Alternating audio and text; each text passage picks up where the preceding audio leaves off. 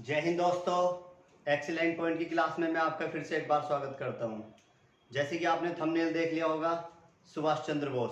तो आज हम किसके बारे में पढ़ेंगे? सुभाष चंद्र बोस जी के बारे में, और किस तरीके से इन्होंने आंदोलन किया और किस तरीके से इन्होंने कांग्रेस की जो अध्यक्षता की थी और इस तरीके से इनको छोड़ के और सीधे इन्होंने आज़ाद हिंद फौज और फॉरवर्ड ब्लॉक की स्थापना की थी। वो सारी घटनाएं इनकी देखेंगे। लेकिन अगर आप वीडियो शुरू से और अंत तक देखें तो आपको वीडियो एकदम डिटेल में समझ में आएगी। तो आइए फिर शुरू करते हैं नेताजी सुभाष चंद्र बोस जी के बारे में। सुभाष चंद्र बोस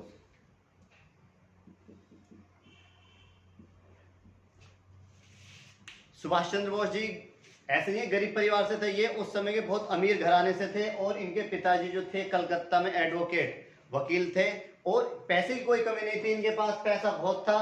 तो बचपन से ही जब इनका जन्म हुआ, इनके पिताजी का सपना था कि मेरा बेटा क्या बने, बड़ा होके आईसीएस की परीक्षा पास करे और एक अच्छे से पद पे पहुंचे। तो इसीलिए इनके पिताजी का सपना था इनको आईएएस ऑफिसर बनाने का। तो उस समय जो होती थी ब्रिटेन में होती थी परीक्षा, भारतीयों की परीक्षा, लेकिन ब्रिटेन में होती थी आईसीएस की परीक्षा, इंडियन सिविल सर्विसेज। आईसीएस की परीक्षा ब्रिटेन में होती थी, लेकिन आज वर्तमान में क्या है ये यूपीएससी, जो इसके द्वारा क्या बनते हैं आईएएस, इंडियन एडमिनिस्ट्रेटिव सर्विस।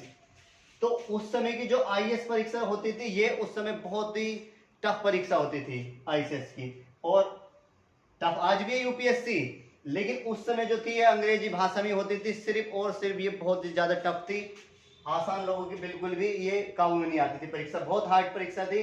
और ये परीक्षा कौन कराते थे? अंग्रेज कराते थे। और ये ऐसी परीक्षा कराते थे, इसमें बहुत ज्यादा टफ पेपर बनाते थे, और इसको ज्यादातर जो ब्रिटेन के जो अंग्रेज थे वही इस परीक्षा को निकाल सके। तो सुभाष चंद्र बोस जी का जन्म हुआ था 23 जनवरी 1897। 23 जनवरी 1897 में उड़ीसा में इनका जन्म हुआ। उड़ीसा में भी कटक जगह पड़ती है, कटक में जन्म हुआ। और कटक ये वही है जहां पर भारत का चावल अनुसंधान केंद्र है, वो कहां पर है? वो कटक में ही है। तो जन्म हो गया। पिता क्या नाम? पिता जानकीनाथ बोस, जानकीनाथ बोस। माता प्रभावती, प्रभावती देवी। पिता माता। तो इनके पिता जो थे जानकीनाथ बोस, इनका सपना था कि मेरा बेटा क्या बने, बड़ा होके आईसीएस की परीक्षा पास करे। और हुआ ये जो जब 1897 में सुभाष चंद्र बोस जी का जन्म हुआ, और जन्म होने के बाद 15 वर्ष की उम्र में ही इन्होंने स्वामी विवेकानंद जी की सारी जितनी पुस्तकें थी उनको पढ़ा। ये इनको आइडियल मानते थे अपना, सुभाष चंद्र बोस।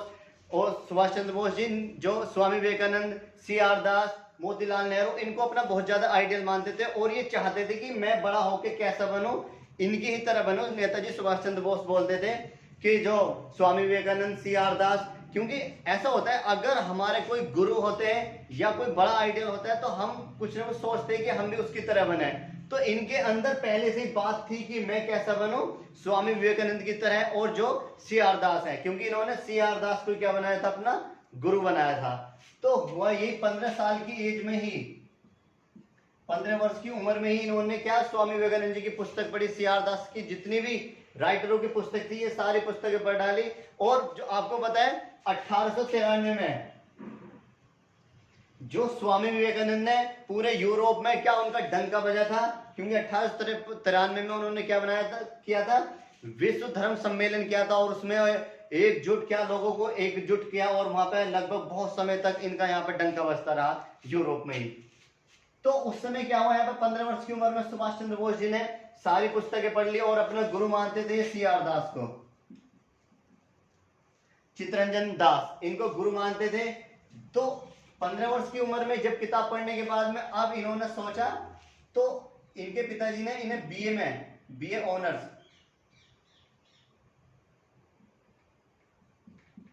ऑनर्स कराया। और बीए ऑनर्स में इन्होंने सेकंड टॉपर थे उस समय के। जैसे सेकंड टॉपर प्राप्त हुए ये, तो इनके पिताजी ने कहा कि बेटा पैसे की कोई कमी नहीं है, तुम्हें क्या बनना है, आईसीएस की परीक्षा उत्तीर्ण करनी है। तो यहां से हुआ यही, इनको सीधा कहां भेज दिया, ब्रिटेन भेज दिया। और ब्रिटेन में इन्होंने आईसीएस की परीक्षा पास की। और उस समय जो परीक्षा थी बहुत टफ थी, क्योंकि जो अंग्रेज बनाते वो सिर्फ अंग्रेजी में ही बनाते थे परीक्षा। और आज तो आप देखते किसी भी भाषा में ये परीक्षा दे सकते हैं, हिंदी इंग्लिश जिस भाषा में चाहे उस भाषा में ये परीक्षा दे सकते हैं जो यूपीएससी है। तो हुआ ये, यहाँ पर आईसीएस की परीक्षा पास करने के लिए ब्रिटेन पहुंचे सुभाष चंद्र बोस जी। सुभाष जैसे ही पहुंचे यहाँ पे, तो इन्होंने जब यहाँ पे तैयारी की, और तैयारी करने के बाद में जब इसका आईसीएस का जो रिजल्ट आया, और रिजल्ट आने के बाद में जो रिजल्ट आया वहां पे मेरिट लगी, और मेरिट के अनुसार जब इनका नंबर आया, ऊपर से इनका 4th नंबर आया। पहली बार में इन्होंने आईसीएस की परीक्षा पास कर ली। यहाँ पे जैसे इनका 4th नंबर आया तो इन्होंने अपने पिताजी को खबर दी कि पिताजी मैंने आईसीएस की परीक्षा उत्तीर्ण कर ली, जानकीनाथ बोस को। तो हुआ ये, यहाँ से ब्रिटेन से अपने पिताजी के पास आए, और पिताजी ने क्या इन्हें एक घड़ी गिफ्ट दी जो सोने की घड़ी थी, सोने की घड़ी थी। और ये घड़ी आगे जाके किस तरीके से ये इनसे छीन भी गई थी वो देखेंगे हम। तो हुआ ये, यहाँ पे इनसे ये घड़ी छीन गई, सुभाष चंद्र मतलब घड़ी मिल गई सुभाष चंद्र बोस जी को, और आगे जाके वो छीन भी गई थी। तो यहाँ से करने के बाद में अब ये क्या चाह रहे थे सुभाष चंद्र बोस जी, कि मैंने परीक्षा तो उत्तीर्ण कर ली, लेकिन मुझे यहाँ पे ये परीक्षा नहीं करनी, क्योंकि ये कहीं ना कहीं किसकी गुलामी कराएगी परीक्षा, जो अंग्रेज हैं अंग्रेजों की कहीं ना कहीं ये गुलामी कराएगी। इसीलिए मुझे ये परीक्षा, मुझे मतलब ये पद लेना ही नहीं है। तो इन्होंने अपनी माता को पत्र लिखा और माता से कहा कि मैं ऐसा माता जी, मैं ये जो आईसीएस की परीक्षा उत्तीर्ण कर लिया, लेकिन मैं इसको छोड़ना चाहता हूँ। कहीं ना कहीं ये अंग्रेजों क्या मतलब नौकरानी की तरह मेरे से ये काम कराएंगे। तो इसलिए इनकी माता जी ने कहा कि बेटा आप चाहते हो तो ये छोड़ सकते हो। तो वही यहाँ पे जैसे करके इनके पिताजी ने कहा कि नहीं बेटा आपको ये नौकरी करनी ही है। तो इनको कलेक्टर का पद मिल गया था, वहां पर कलेक्टर का पद मिला। और आपको पता है 9 अगस्त 1920 में महात्मा गांधी ने असहयोग आंदोलन शुरू किया था। और इस आंदोलन को जब नेताजी सुभाष चंद्र बोस जी ने सुना कि एक भारतीय है महात्मा गांधी, वो क्या कर रहा है, वो आंदोलन कर रहा है, तो इसको देखते हुए नेताजी सुभाष चंद्र बोस जी ने अपनी आईसीएस की जो कलेक्टर का पद था उसको छोड़ दिया, और छोड़ने के बाद में सीधे असहयोग आंदोलन में महात्मा गांधी के साथ में शामिल हो गए। यहाँ पे शामिल हो गए, लेकिन हुआ ये, यहाँ पे जो एक घटना हुई थी 5 फरवरी 1922, 5 फरवरी 1922 को एक घटना हुई थी चौरी चौरा नामक घटना, जो उसमें 22 सिपाही चौकी में अंदर बंद करके उसमें आग लगा दी गई थी। तो इसी को देखते, चौरी चौरा कांड को देखते हुए जो महात्मा गांधी ने 1922 में जो असहयोग आंदोलन था उसको वापस ले लिया। और यहाँ पे जो सुभाष चंद्र बोस जी ने कहा कि ये आपने क्या कर दिया, महात्मा गांधी जी से कहा कि आपने ये क्या गलती कर दी कि आपको ये दिखे ये जो 22 जवान हैं, लेकिन आपको 13 अप्रैल 1919 वाली घटना नहीं दिखी, उसमें हमारे कितने भारतीय जवान मारे गए थे। तो यहाँ पे महात्मा गांधी ने इसको आंदोलन लिया। और यहाँ से सुभाष चंद्र बोस जी ने यहाँ से महात्मा गांधी, पहले महात्मा गांधी को इन्होंने अपना राजनीतिक गुरु बनाया, लेकिन जब ये घटना हुई अब यहाँ पे सुभाष जी ने अपने गुरु को बदल दिया, और यहाँ पे इन्होंने अपने गुरु बना लिए CR दास को, चित्तरंजन दास को गुरु बना लिए। अब हुआ यही 1924 में इनको सुभाष चंद्र बोस जी ने क्या किया, ये क्या करते थे, सेना संगठन करते थे कि मुझे क्या करनी है, सेना बनानी है और लोगों को क्रांतिकारी बना के और अंग्रेजों के खिलाफ खड़ा करना है। तो इसीलिए इनको 1924 के अंत में बिल्कुल लग जाके, और लगभग 1925 हो गया था, 1925 में इनको गिरफ्तार कर लिया गया। और गिरफ्तार करने के बाद में इनको मांडले जेल,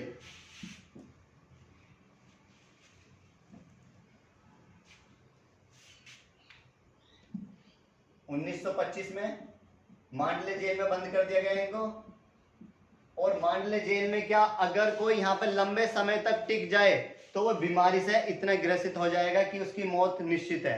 तो यहाँ पर मांडले जेल में 1925 में इनको जेल हो गई। और जेल होने के बाद में पहली बार जेल हुई थी इनको, यहाँ पर जेल में यहाँ पर इतना गंदा खाना मिलता था, मच्छर और चूहे, बीमारी इतनी थी उस जेल में, मांडले जेल में। और यहाँ पे ये इस जेल में गए और 1925 में ही ये इनको पहला झटका लगा और यहाँ पे इनको बीमार पड़ गए। बीमार पड़ने के बाद में इनको एक टीबी नामक एक बीमारी होगी सुभाष चंद्र बोस जी को। जैसी टीबी नामक बीमारी होगी और 1925 में ही जो इनके गुरुजी थे CR दास की यहाँ पे मृत्यु होगी। और इनको एक और बहुत बड़ा यहाँ पे झटका लगा जब टीबी नामक बीमारी होगी, इनको यहाँ से जैसे करके इन जो अंग्रेज सरकार थी इनको यहाँ से जेल से रिहा कर दिया गया।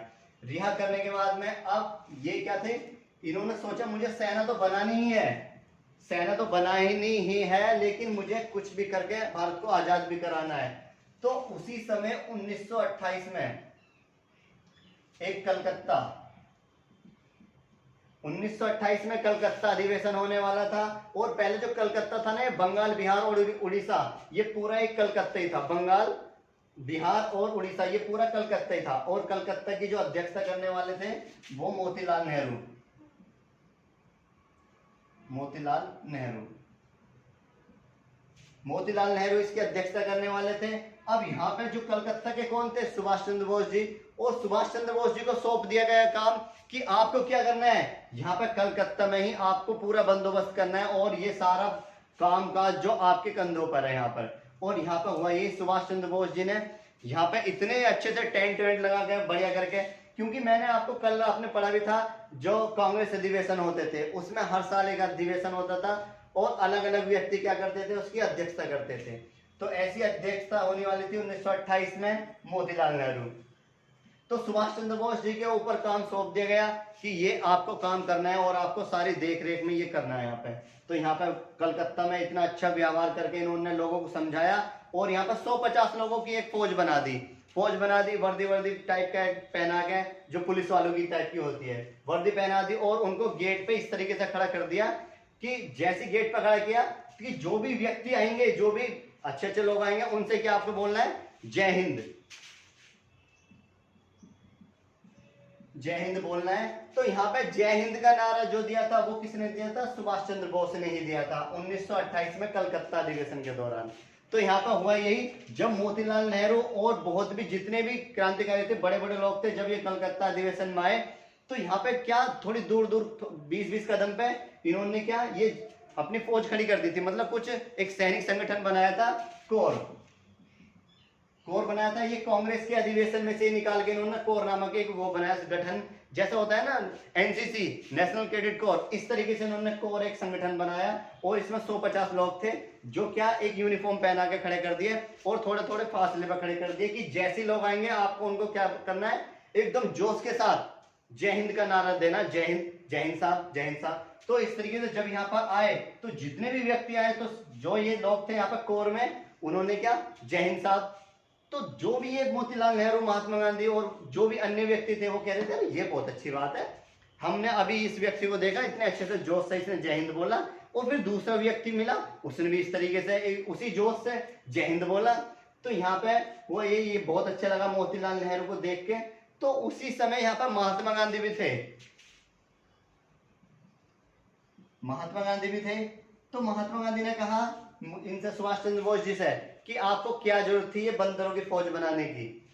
तो महात्मा गांधी की बात इसको सुभाष चंद्र बोस जी ने सुनी, लेकिन उसको ज्यादा सीरियस नहीं ली, क्योंकि ये महात्मा गांधी से बड़े थे, सुभाष चंद्र बोस जी से बड़े थे, लेकिन इनका सम्मान बहुत करते थे। सम्मान ये भी करते थे, सम्मान ये भी करते थे एक दूसरे का, लेकिन कभी भी लड़ाई झगड़े वाली बात नहीं हुई। तो महात्मा गांधी ने सुभाष चंद्र बोस जी से कहा कि आपने सब कुछ ठीक किया, लेकिन ये बंदरों की फौज बनाने की क्या जरूरत थी यहाँ पे। तो यहाँ सुभाष चंद्र बोस जी ने देखा, सुना कि मैंने तो इतने अच्छे व्यवहार से किया, लेकिन उन्होंने ये क्या बोला। तो कोई बात नहीं, ये भी इन्होंने इग्नोर कर दी महात्मा गांधी की बातें। और फिर 1930 में जाके एक आंदोलन और किया था महात्मा गांधी ने, सविनय विद्रोह आंदोलन, और वहां पर सुभाष चंद्र बोस जी को फिर वहां बंद कर लिया गया था। बंद करने के बाद में और 1933 में ही इनकी तबीयत बहुत ज्यादा खराब हो गई। खराब होने के बाद में इनको यूरोप भेज दिया गया, यूरोप भेज दिया गया। और 1933 से 1936 तक ये यूरोप में ही रहे। और 1934 में 1933 से 1937 तक इन्हें यूरोप भेज दिया गया। और यूरोप में इनकी तबीयत ठीक करने के लिए कि आप वहां पर अपने बीमारी का इलाज कराओ। और यहाँ पर वही 1937 में जाकर यहाँ पे एक महिला मिली, और महिला जो नेलिनी नाम है उसका, उससे क्या 1934 में मुलाकात हुई, और 1937 में क्या हो जाती है, इनसे इनकी शादी हो जाती है। और 1942 में ही 1942 में इनके एक पुत्री भी हुई, जिसका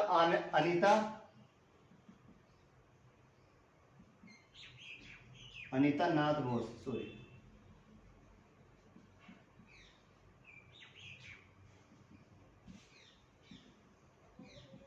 अनीता नाथ बोस था उसका। तो 1942 में इनके पुत्री हुई अनीता नाथ बोस। और हुआ ये यहाँ पे जब ये 1937 में जब भारत आए थे यहाँ पर, आने के बाद में मैंने कल पढ़ा था, आपने भी पढ़ा था कि जो 1938 में अधिवेशन हुआ था, हरिपुरा अधिवेशन, उसकी अध्यक्षता नेताजी सुभाष चंद्र बोस ने की।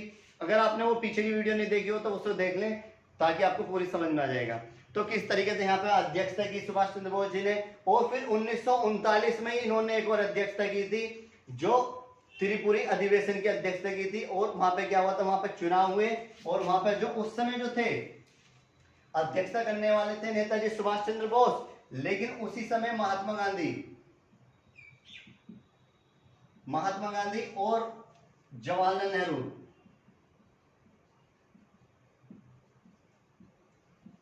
और सुभाष चंद्र बोस जी। तो यहाँ पर महात्मा सुभाष चंद्र बोस जी जाते हैं इनके पास, महात्मा गांधी के पास, कि ये किसी भी तरह से क्या नहीं करने चाहिए, अध्यक्षता नहीं करनी चाहिए कांग्रेस की। अगर इन्होंने अध्यक्षता की तो आने वाले समय में ये क्या बन जाएंगे, पीएम बन जाएंगे। तो इसी को देखते हुए महात्मा गांधी ने इनको बुलाया कि आप ये अध्यक्षता मत करो। तो यहाँ पर सुभाष चंद्र बोस जी जब अध्यक्षता करते थे, लोगों को ऐसा समझाते थे, ऐसा मोटिवेट करते थे कि वो जितने भी लोग थे वो चाह रहे थे कि यही हमारी सारी अध्यक्षता करें। अब इसको देखते हुए महात्मा गांधी ने कहा कि आप ये अध्यक्षता मत करो। तो हुआ यही 1939 में ही यहाँ पे चुनाव कराए गए और 1939 में चुनाव कराए गए और महात्मा गांधी ने इनसे कहा, सुभाष चंद्र बोस जी ने, कि आप इलेक्शन लड़ रहे हो लेकिन आपकी जीत उसमें मेरी क्या होगी, हार होगी, नहीं तो आप ये चुनाव मत लड़ो, यहाँ पर मतलब अध्यक्षता मत करो। तो महात्मा गांधी ने कहा कि अगर आप ये चुनाव लड़ रहे हो, अध्यक्षता करोगे, तो आपकी जीत क्या कहलाएगी, मेरी हार कहलाएगी। और उस समय महात्मा गांधी, उस समय ये देख लो बिल्कुल भगवान की तरह रूप था इनका, जो भारत को आजादी कराने के लिए।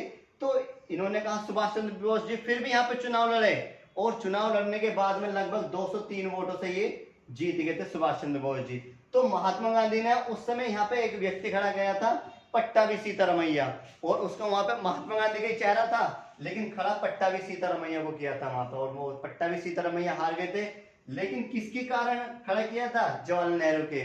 तो हार गए और नेताजी सुभाष चंद्र बोस जी ने यहाँ से देखा कि इस तरीके से अभी से ही क्या होने लगे, यहाँ पे आजादी मतलब पीएम पद के लिए योग्यता वो होने लगी यहाँ पे। तो इन्होंने क्या यहाँ से इसको छोड़ा, छोड़ने के बाद में और 1939 में ही इन्होंने क्या, फॉरवर्ड ब्लॉक की स्थापना की, फॉरवर्ड ब्लॉक, सॉरी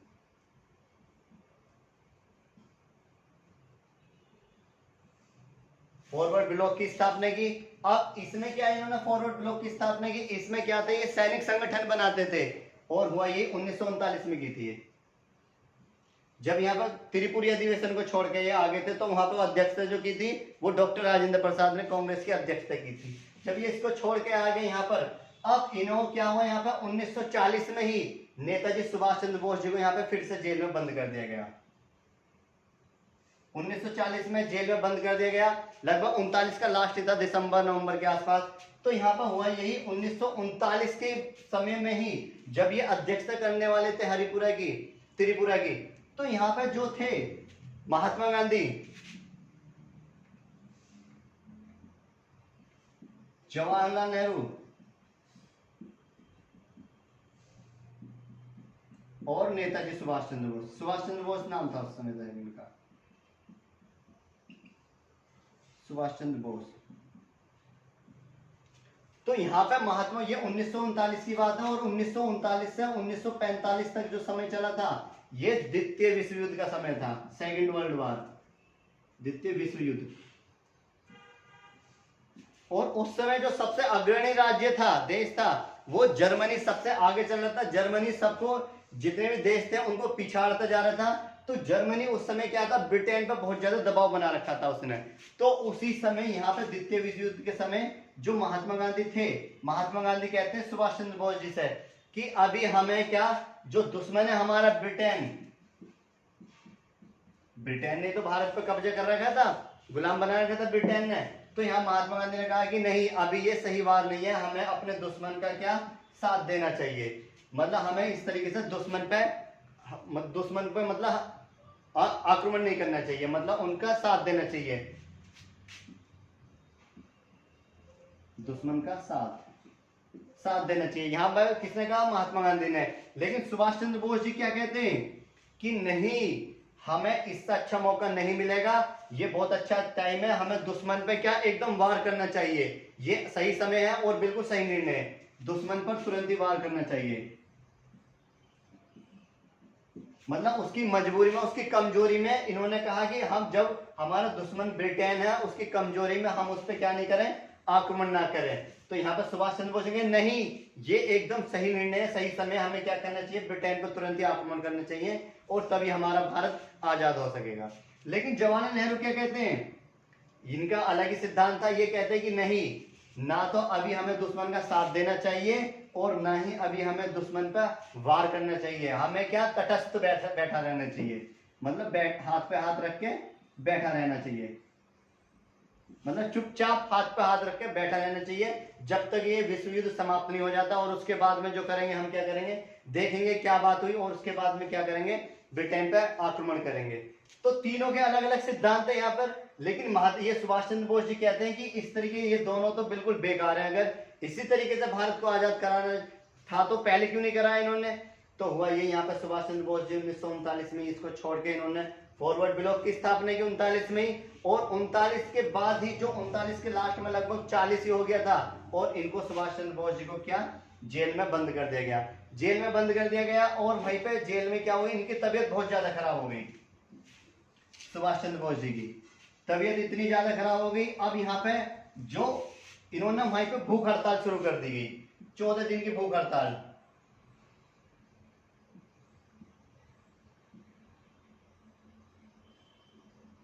चौदह दिन की भूख हड़ताल की और यहाँ पे बिल्कुल खाना पीना बिल्कुल पूरी तरह से बंद कर दिया सुभाष चंद्र बोस जी ने, जब 1940 में इनको जेल हो गई। तो यहाँ पे उसी समय जो गवर्नर जनरल था उसने कहा है कि नहीं, अगर सुभाष मर गया तो हम ये जिंदा उतना हमारे लिए घातक नहीं है जितना मरा हुआ हमारे लिए घातक साबित हो जाएगा, क्योंकि जो पूरी जनता है, पूरा भारत है, वो इनके साथ है, अगर ये मर गए तो हम पे आक्रमण कर देंगे, इसीलिए इनको क्या, यहाँ से किसी भी तरह से इनको रिहा करो और यहाँ से इनको बाहर भेजो। तो 1940 में ही क्या, सुभाष चंद्र बोस जी को यहाँ से जेल से रिहा किया गया, और रिहा करने के बाद में इनको कलकत्ता में ही इनको क्या, यहाँ पे इनके घर में, इनका बहुत बड़ा बंगला था और उस बंगले में क्या, इनको बंद कर दिया गया। अच्छा, एक चीज और, जिस समय लोगों के घर में साइकिल भी नहीं थी ना, उस समय इनके घर में कार थी। ये बहुत अमीर घराने के थे, कार थी और पैसे की कोई कमी नहीं थी। तो आपने देखा भी होगा आजकल, जब पहले वाले जमाने में अगर किसी के पास किसी गांव में साइकिल भी आ जाती थी तो बहुत शोर मच जाता, और साइकिल आई है, साइकिल आई है। तो उस समय, उस जमाने में इनके पास क्या थी, कार थी सुभाष चंद्र बोस जी के पास में। तो यहाँ पर हुआ ये 1940 में सुभाष जी को कहाँ पर, कलकत्ता में इनके घर में इनको नजरबंद कर दिया गया। और जैसे ये घर है इनका यहाँ पर, और घर के चारों तरफ क्या लगा दिए इन्होंने, यहाँ पर अंग्रेजी सेना ने अपने सैनिक खड़े कर दिए कि इनकी जो भी घटनाएं होंगी, जो भी ये कुछ भी कर रहे हैं, उस पर तुरंत नजर रखो कि ये क्या क्या गतिविधि कर रहे हैं। अब हुआ ये, यहाँ से जैसे तैसे करके सुभाष चंद्र बोस जी 40 के लास्ट में ही, 19 के 40 के लास्ट में, लगभग लास्ट में नहीं, मध्य में बोल सकते हैं, फरवरी मार्च अप्रैल के आसपास में, मार्च अप्रैल में। तो यहाँ से किसी तरीके से जो सुभाष चंद्र बोस जी एक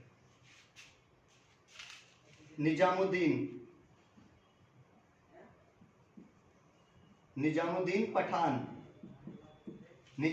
पठान का भेष बदल गया, और इनका एक भतीजा था, और भतीजे से कहा कि मुझे किसी तरह से क्या यहाँ से तू निकाल दे, और ये खुद कैसा भेष बदल दिया, निजामुद्दीन पठान का, मतलब मुस्लिम बन गए, दाढ़ी वाड़ी रख के बिल्कुल कुर्ता पजामा पहन गए यहाँ से। और यहाँ से क्या हुआ, अपने घर से क्या, ये यहाँ से निकल गए, और निकलने के बाद में लगभग 7-8 दिन बीत गए, अंग्रेजों को फिर भी यहाँ पर पता नहीं चला था कि सुभाष चंद्र बोस जी अंदर हैं या नहीं है। लेकिन सुभाष चंद्र बोस जी के घर वालों ने बताया कि सुभाष चंद्र बोस जी यहाँ पर नहीं है। अब यहाँ से सुभाष चंद्र बोस जी जैसे निकले, और निकलने के बाद में सीधे पंजाब पहुंचे, और पंजाब में ही, क्योंकि उस समय अंग्रेजों का पहरा था पूरे देश में, जगह जगह अंग्रेज खड़े थे और उस समय बहुत सख्ताई थी।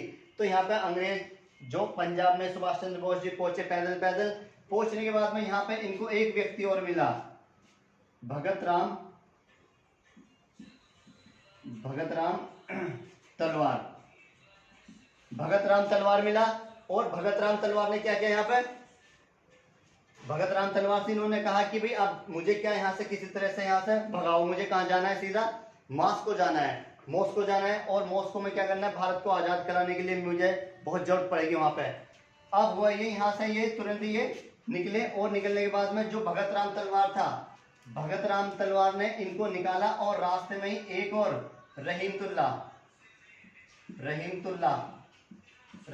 नामक व्यक्ति, एक सेकंड, तो यहाँ पे जो रहीमतुल्ला व्यक्ति था, अब इसके साथ और कौन, भगत राम तलवार, ये दोनों मिल गए, और साथ में कौन आगे, जो नेताजी सुभाष चंद्र बोस जी। और यहां से सीधे कहां पहुंचे, पेशावर पहुंचे भगत ये सुभाष चंद्र बोस जी, रहीमतुल्ला और भगत राम के साथ में। जब पेशावर पहुंचे, और पेशावर में ही क्या हुआ, उस समय पेशावर को पार करते ही क्या, ये पाकिस्तान में पड़ता है, और पेशावर को पार करते ही अफगानिस्तान आता है, अफगानिस्तान। और अफगानिस्तान में जैसे ये पहुंचे वहां पर, तो उस समय यहाँ पर अफगानिस्तान में ही बिल्कुल पार करते ही क्या एक वो होने वाली थी वहां पर, मतलब एंट्री होती है जैसी बॉर्डर पे, तो वहां पे अपना इंट्रोडक्शन दिया जाता है कि हाँ तुम कहाँ से हो, किस लिए जा रहे हो, कहाँ जा रहे हो। तो जब यहाँ से पेशावर से जा रहे थे, जो रहीमतुल्ला था, इन्होंने इनको क्या बनाया था, सुभाष चंद्र बोस जी ने इनको अपना मामा बना लिया था, यहाँ पर मामा चाचा बोल देते हैं।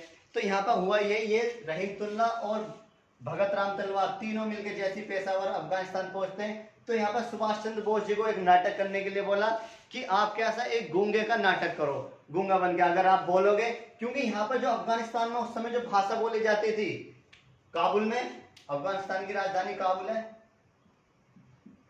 काबुल में जो उस समय भाषा बोली जाती थी पाश्तो भाषा बोली जाती थी, और सुभाष चंद्र बोस जी को पाश्तो भाषा नहीं आती थी। तो अगर ये पाश्तो में बात करेंगे तो इनसे बोला नहीं जाएगा, क्योंकि जो काबुल में उस समय भाषा बोली जा रही थी, पाश्तो भाषा बोली जा रही थी। तो यहाँ पर अफगानिस्तान में पहुंचते ही इनको कहा कि आप कैसा नाटक करोगे, बिल्कुल गूंगे का। और हुआ ये, जब ये पहुंचे तो इनका इंट्रोडक्शन किसने दिया, रहीमतुल्ला ने, कि ये कैसे हैं, ये गूंगे हैं, और इनका नाम क्या है, निजामुद्दीन पठान इनका नाम है। तो यहाँ पर हुआ ये, रहीमतुल्ला ने कहा, और किस तरीके से सुभाष चंद्र बोस जी यहाँ से निकल के चले गए काबुल से। लेकिन रास्ते में जैसे काबुल से जा रहे थे, तो रास्ते में उसी समय एक पुलिस वाला इनके पीछे लग गया था, सुभाष चंद्र बोस जी के जैसे पीछे लग गया। अब उनको शक हुआ पुलिस वालों को कि ये कैसा है, ये एक हिंदू व्यक्ति है, और कैसा ये बोल सकता है। तो यहाँ पे पीछे लग गया, और उसको कुछ पैसे भी दिए सुभाष चंद्र बोस जी ने और इन्होंने। लेकिन सुभाष चंद्र जी बोले नहीं बिल्कुल भी, फिर भी वहां पर, और यहाँ से जैसे तैसे करके फिर आगे गए। लेकिन वो व्यक्ति फिर इनके पीछे आया, वो पुलिस वाला, और सुभाष चंद्र बोस जी के पास जो इनके पिताजी ने घड़ी दी थी, और उस घड़ी को उस व्यक्ति ने छीन लिया था। जो पिताजी की एक निशानी थी, वो भी निशानी वहां पर चली गई। और ये लगभग 1940 के लास्ट तक खबर बात पहुंच गई थी। और यहाँ से होने के बाद अफगानिस्तान जब काबुल पहुंचे, और उससे काबुल में ही उस समय असेंबली होती है ना, जैसे भारत पाकिस्तान की असेंबली और अन्य देशों की होती है, जैसे दिल्ली में है अलग अलग देशों की असेंबली। तो यहाँ पर असेंबली लगी हुई थी, तो इन्होंने सुभाष चंद्र बोस जी ने सोचा कि क्यों ना मैं असेंबली में जाके सहायता मांगू। तो उस समय जो असेंबली लगी हुई थी काबुल में ही, जर्मनी और जापान की असेंबली लगी, असेंबली थी। और हुआ ये, यहाँ पर सबसे पहले जर्मनी पहुंचे, और जर्मनी से कहा कि ऐसे ऐसे मैं सुभाष चंद्र बोस हूँ, और मुझे क्या है, मैं ब्रिटेन के खिलाफ हूँ, और मुझे आपकी सहायता चाहिए, और मैं आपकी सहायता करूंगा, और आपको भी मेरी सहायता करनी है। तो यहाँ से हुआ यही, इन्होंने कहा जर्मनी वालों ने कि आप कहाँ जाओ, जापान की असेंबली जो उसमें जाओ, आप वहां से आपकी सहायता मिलेगी, अम्बेसी। तो यहाँ पर वही, यहाँ पर पहुंचे, और पहुंचने के बाद में तुरंत यहाँ पे इन्होंने ये कहा, लेकिन किसी तरह से इन दोनों ने क्या, इनका एक फर्जी पासपोर्ट बनवाया। पासपोर्ट बनाने के बाद में अब ये सीधे कहाँ पहुंचे, यहाँ से इन दोनों की सहायता से सीधे पहुंचे मॉस्को पहुंचे। और जैसे यहाँ पे मॉस्को पहुंचने के बाद में अब ये मॉस्को में ज्यादा इनसे कोई बात नहीं हो, और सीधे ये कहाँ पहुंचे, जर्मनी पहुंचे। और उस समय जो जर्मनी का जो चांसलर था वो हिटलर था, क्योंकि उस समय जो जर्मनी था, द्वितीय विश्व युद्ध चल रहा था, और जर्मनी जो उस समय सबसे अग्रणी राज्य था, देश था ये। और ये क्या, जितने भी देश थे उनको पीछे कर रहा था, मतलब मात दे रहा था उनको ये। तो हुआ ये, यहाँ पे जर्मनी ने क्या किया, हिटलर से मिलना उस समय बहुत मामूली बात नहीं थी कि हाँ भाई गए और हिटलर से बैठा और जाके उससे बातचीत कर ली। तो बहुत मुश्किल से हिटलर से मुलाकात हुई। तो जैसे तैसे करके मॉस्को पहुंचे और मॉस्को से जर्मनी, जर्मनी से यहाँ पे हिटलर से 2-3 बार मीटिंग करने की कोशिश की, लेकिन इनसे मुलाकात नहीं हुई। और फिलहाल अंत में जाके क्या हुआ, यहाँ पे हिटलर से इनकी मुलाकात हो गई। अब हिटलर से बातचीत हुई और हिटलर से कहा इन्होंने कि मैं द्वितीय विश्व युद्ध में आपका साथ दूंगा और मेरे साथ भी बहुत सारी भारत की फौज है और आप मेरा साथ दो, मैं आपका साथ दूंगा। तो यहाँ हिटलर ने कहा कि ठीक है चलो अच्छी बात है। तो ये बात पहली बात होगी और सुभाष चंद्र बोस जी इनसे बातचीत करके और सीधे अपने वहीं पे जर्मनी में कुछ समय होटल में रुके। रुकने के बाद में इन्होंने सोचा सुभाष चंद्र बोस जी ने कि उस समय जो हिटलर था ये बहुत ज्यादा तानाशाह था, क्योंकि अगर ये रूस पे आक्रमण न कर देता तो विश्व विजेता कहलाता, ये पूरे विश्व पे ये कब्जा कर लिया था इसने खास। तो वही सुभाष चंद्र बोस जी को लगा कि कहीं अपनी बात से मुकर ना जाए, इसीलिए सुभाष चंद्र बोस जी अगले दिन फिर तैयार होकर टिप टॉप होकर, मतलब कुर्ता पजामा पहन के टोपी ओपी लगा के, और यहाँ पे किसके ऑफिस में पहुंचे, हिटलर के ऑफिस में पहुंचे। जैसे हिटलर के ऑफिस में पहुंचे और हिटलर से इन्होंने कहा, हिटलर ने देखते कहा सुभाष चंद्र बोस जी को, अरे वाह सुभाष जी आप तो पूरे नेताजी लग रहे हो। क्या लग रहे हो, नेताजी। तो यहाँ पे सुभाष चंद्र बोस जी का नाम क्या पड़ गया फिर, नेताजी सुभाष चंद्र बोस। तो नेताजी की उपाधि किसने दी थी, वो हिटलर ने दी थी। अब यहाँ से ये बात सुनकर लेकिन कोई निर्णय नहीं निकला और जापान, हिटलर ने कहा कि आप देखो, हिटलर ने कहा कि मैं तो कहा हूं आपका देश यहाँ पर, सपोज करो आपका देश इस तरीके से है यहाँ पर, तो मैं तो बहुत दूर, यहाँ पे जर्मनी है और जबकि जापान यहाँ पर है, आप जापान से सहायता लोगे क्योंकि आपके पास में है और मैं तो बहुत दूर हूँ। तो यहाँ पर हुआ यही, यहाँ से नेताजी सुभाष चंद्र बोस जी ने कहा ठीक है मैं जापान चला जाता हूँ, लेकिन आप मुझे वायु सेना का प्रयोग करके मुझे यहाँ से जर्मनी से कहाँ भेज दें, भारत भेज, मतलब जापान भेज दिया जाए। तो हुआ यही, यहाँ से इसने कहा हिटलर ने कि नहीं, अगर आप उससे जाओगे, वायुयान से जाओगे तो आपके ऊपर आक्रमण हो जाएगा, क्योंकि द्वितीय विश्व युद्ध चल रहा था। लगभग ये 1941 की बात आ गई थी यहाँ पर। तो हुआ ये, यहाँ पे जर्मनी ने क्या कहा इनको, हिटलर ने इनको जैसे तैसे करके एक पनडुब्बी थी, और पनडुब्बी में क्या, लगभग बता देंगे, उसके लिए पनडुब्बी में जाने के लिए लगभग 4-5 महीने की ट्रेनिंग चाहिए, और उसमें क्या भूखे और अपनी सांस रोक के, जो रोक सकता था उसी को इसमें जाने का अधिकार था। तो इन्होंने बिना सोचे समझे सुभाष चंद्र बोस जी ने कहा कि ठीक है मैं इस पनडुब्बी से क्या चला जाऊंगा। तो वही यहाँ से पनडुब्बी में बैठा दिया और इनसे कहा कि इस तरीके से क्या है, यहाँ पर यूरोप महाद्वीप है, हमने पढ़ा था ना, सॉरी अफ्रीका महाद्वीप है, जो हमने देखा था किस तरीके से वास्को डी गामा ने भारत की खोज की, जो इसी मार्ग से आया था। तो यहाँ से जर्मनी ने सुभाष चंद्र बोस जी को पनडुब्बी में बिठाकर और इस तरीके से यहाँ पर क्या, हिंद महासागर में एक वो पड़ता है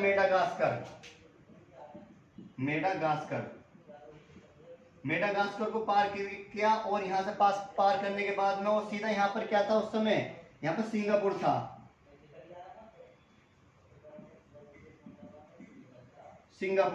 और सिंगापुर में जो उस समय जो कब्जा था वो ब्रिटेन वालों का था, सिंगापुर में कब्जा था। तो हुआ ये, यहाँ से जैसी मेडागास्कर को पार करके सुभाष चंद्र बोस जी कहाँ पहुंचे, सिंगापुर पहुंचे। तो जो जापान था उस समय, जापान ने क्या करा था, जो ब्रिटेन के जो कुछ अंग्रेज थे अल्प मात्रा में, जापान ने इन पर आक्रमण कर दिया। कहां पर थे, सिंगापुर में। और यहाँ पर आक्रमण किया, और आक्रमण करने के बाद में जो ब्रिटेन के लोग थे इनको क्या, यहाँ पर इनको मारा पीटा और यहाँ से इनको भगा दिया। अब सिंगापुर पे किसका कब्जा था, जापान का। अब यहाँ से सुभाष चंद्र बोस जी मेडागास्कर को पार करके सीधे कहाँ पहुंचे, सिंगापुर में ही। और सिंगापुर में ही यहाँ पे क्या था, उस समय ये जापान के अंदर था ये भी सिंगापुर। तो इसी के बाद में यहाँ पे क्या हुआ, दो व्यक्ति थे सिंगापुर में।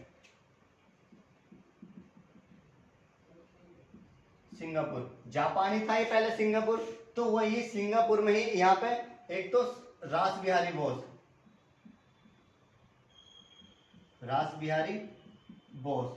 ये बॉस है, एक घोष अलग है, वो ये बॉस है। और कैप्टन मोहन सिंह, इन्होंने क्या करी थी, सिंगापुर में ही इन्होंने आजाद हिंद फौज की स्थापना कर रखी थी। 1942 में इन्होंने आजाद हिंद फौज,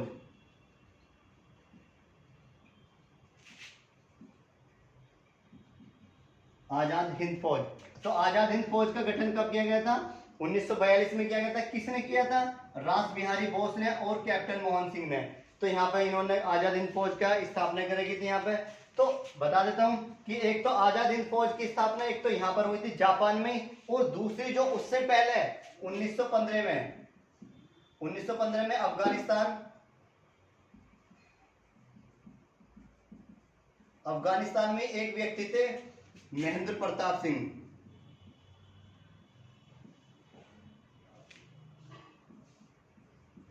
महेंद्र प्रताप सिंह, इन्होंने क्या अफगानिस्तान में 1915 में क्या आजाद हिंद फौज का भी गठन किया था।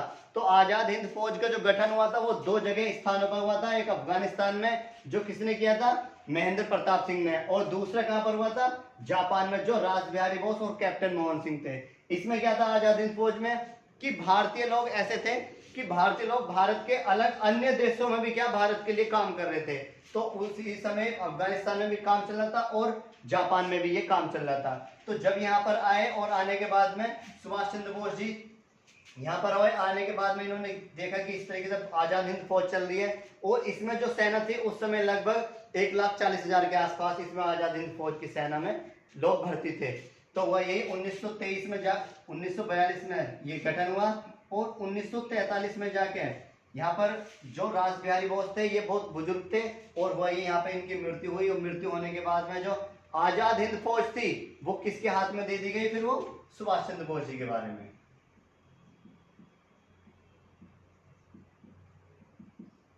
अब आजाद हिंद फौज का जो फौज थी वो किसके हाथों में दे दी गई? सुभाष चंद्र बोस जी के, कि अब आप क्या करोगे, जो ये आजाद हिंद फौज है उसको आप देखोगे और आप ही चलाओगे। तो यहाँ पे सुभाष चंद्र बोस जी ने जो आजाद हिंद फौज थी यहाँ के लोगों से कहा कि आपको क्या करना है, इसमें सेना में भर्ती होना है। और भी जो आसपास के गांव थे वहां पे जापान में, उनसे कहा कि आपको जो भी चाहते हैं कि आप इस सेना में भर्ती हो सकते हैं, लेकिन सेना में भर्ती होने के लिए आपको यहाँ पर क्या खून देना पड़ेगा। खून भी ऐसा नहीं, इन्होंने कहा था यहाँ पे एक नारा दिया कि तुम मुझे खून दो मैं तुम्हें आजादी दूंगा, तुम मुझे खून दो मैं तुम्हें आजादी दूंगा। तो ये नारा किसने दिया था? नेताजी सुभाष चंद्र बोस ने। किसके लिए? आजाद हिंद फौज में जो भी सेना भर्ती होती थी उनके लिए पहले से पहले ये एक नारा देते थे कि मुझे आपका खून चाहिए, और खून भी किस तरीके से कि तुम मुझे खून दो मैं तुम्हें आजादी दूंगा।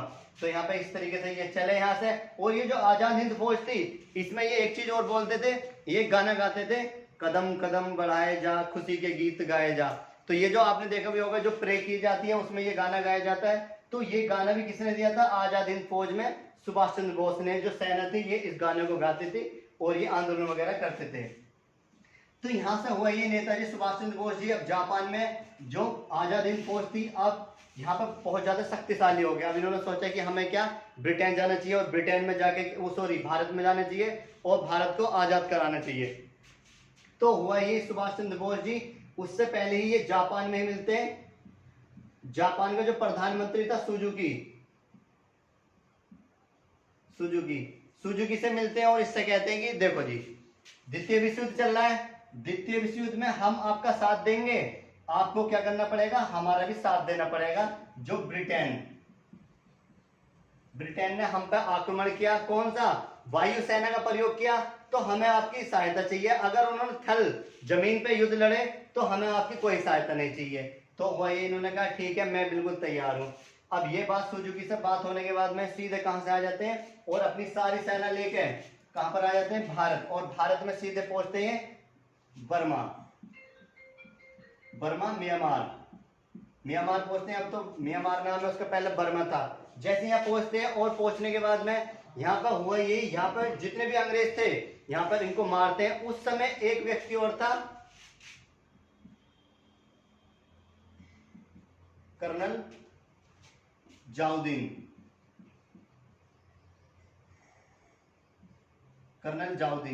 तो कर्नल बाद में पढ़ा, पहले नाम उसका जाउदीन था। तो यहाँ पे जैसे ही यहाँ पे युद्ध चल रहा था यहाँ पर, तो जो जाउदीन था, इस जाउदीन के ये किसको बचाने के लिए, सुभाष चंद्र बोस जी को उस समय गोली लगने वाली थी और ये तुरंत ही उनके सामने खड़े हो गए थे जाके, तो इनके पीठ पे क्या लगी थी, गोली लगी थी। और गोली लगने के बाद में इनको वहां से डॉक्टर ने चाकू गरम करके और इनके पीठ में से वो गोली निकाली। निकालने के बाद में तब सुभाष चंद्र बोस जी ने इनको कर्नल की उपाधि दी थी। ये भी वही व्यक्ति है जो 2017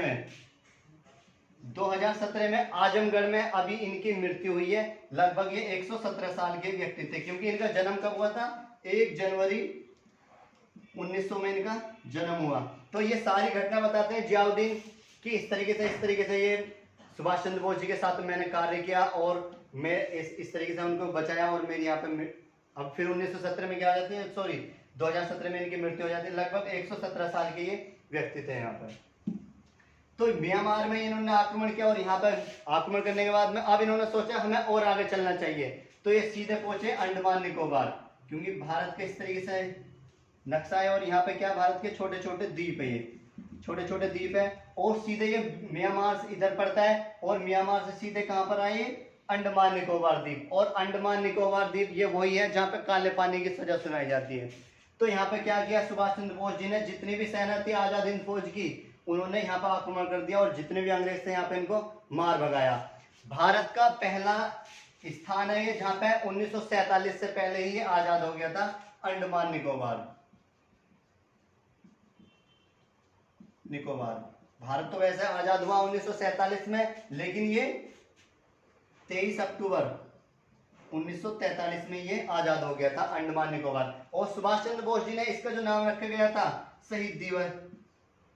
शहीद द्वीप, इसका नाम रखा गया यहाँ पर। तो सुभाष चंद्र बोस जी ने अपने दम पर अंडमान निकोबार द्वीप को यहाँ पर आजाद कराया। कराने के बाद में अब ये यहाँ से कहाँ पर पहुंचे, सीधे असम की घाटी में। और असम की घाटी में जैसे ही पहुंचे वहां पर पूरी जितनी आजाद हिंद फौज थी उनसे कहा कि चलो दिल्ली। तो दिल्ली चलो का नारा भी किसने दिया था, वो सुभाष चंद्र बोस जी ने दिया था। और जैसे ही असम की घाटी में पहुंचे और यहाँ पर जो ब्रिटेन थे, ब्रिटेन वालों ने क्या किया, वायुसेना का प्रयोग किया और यहाँ पे असम की घाटी में इन्होंने बम फेंक दिए और यहाँ पे जितनी भी आजाद हिंद फौज थी वो सारी आजाद हिंद फौज यहाँ पे खत्म हो गई। खत्म होने के बाद में मृत्यु होगी सभी की। बचे कौन यहाँ पर, जो सुभाष चंद्र बोस जी थे। अब सुभाष चंद्र बोस जी सीधे पहुंचते हैं जापान, और जापान किसके पास पहुंचते हैं, सुजुकी के पास में, क्योंकि इसने कहा था कि इस तरीके से द्वितीय विश्व युद्ध में अगर वायुसेना का प्रयोग हुआ तो आप हमारी सहायता करोगे। तो हुआ ये यहाँ पे, इसलिए ये बात से मुकर गया। मुकरने के बाद में और सुभाष चंद्र बोस जी सीधे कहाँ पहुंचते हैं, अपने यहाँ से निकलने के बाद में सीधे वियतनाम पहुंचते हैं। वियतनाम, और वियतनाम में बताते हैं इनका एक दोस्त भी था। वियतनाम पहुंचते और वियतनाम में जो यहाँ के राजा थे उनसे इन्होंने कहा कि हमें आजादी किस तरीके से मिले। तो यहाँ पे वियतनाम के राजा से बातचीत करके और सुबेरी 8 बजे 8:45 का समय था, 8:45 पे सुबह यहाँ से इनको वियतनाम से एरोप्लेन में बैठा दिया। और बिठाने के बाद में वो एरोप्लेन गया कहाँ पर, ये 1945 की बात आ गई यहाँ पर, 1945 की। और वो एरोप्लेन गया कहाँ, किसी को कुछ नहीं पता। और 1945 में क्या हो जाती है, यहाँ पर सुभाष चंद्र बोस जी की यहाँ पर मृत्यु हो जाती है, जो एरोप्लेन दुर्घटना के कारण। पता नहीं चला कि इनकी मृत्यु कैसे हुई, और इस तरीके से जो सुभाष चंद्र बोस जी थे उनकी यहाँ पर मृत्यु होगी। अब जो जापान था उसी समय जापान ने क्या किया, द्वितीय विश्व युद्ध तो चल ही रहा था, तो जापान उस समय भी जर्मनी के जो चांसलर था उस समय हिटलर, ये सुभाष चंद्र बोस जी जापान तो पहुंचे थे, लेकिन उसके बाद में सीधे कहां पहुंचे थे, ये हिटलर के पास जा रहे थे। लेकिन 1945 में ही पता चला, जो हिटलर था, हिटलर ने रूस पर आक्रमण कर लिया। और यहाँ पे ये इसको मतलब इतना बुरा लगा कि अब तो मेरी हार निश्चित है, और इसने क्या किया, 1945 में हिटलर ने सुसाइड कर लिया और हिटलर की क्या हो जाती है, यहाँ पर मृत्यु हो जाती है 1945 में। तो जापान ने उस समय क्या किया, सेकेंड वर्ल्ड वॉर चल रहा था, तो जापान ने जो अमेरिका है, अमेरिका का उस समय पर्ल हार्बर एक नौसैनिक विमान वो था, जगह थी नौसैनिक, और वहां पर अमेरिका के बहुत सारे यहाँ पर लोग थे। तो जापान ने क्या किया, इस पर्ल हार्बर पर अटैक कर दिया। अटैक करने के बाद में जो पर्ल हार्बर था उसको यहाँ से खत्म कर दिया। यहाँ पर नौसैनिक जो थे अमेरिका के बहुत सारे मारे गए। और 1945 में ही अमेरिका अमेरिका क्या कर रहा था 1945 में ही इन्होंने परमाणु बम का परीक्षण किया था। परमाणु बम बना रखे थे अमेरिकन, लेकिन इनको परीक्षण करना था। तो इन्होंने सोचा कि इससे अच्छा मौका क्या मिलेगा। तो यहाँ पर अमेरिका ने क्या किया 1945 में ही 6 अगस्त 1945 में 6 अगस्त 1945 में जापान का एक शहर था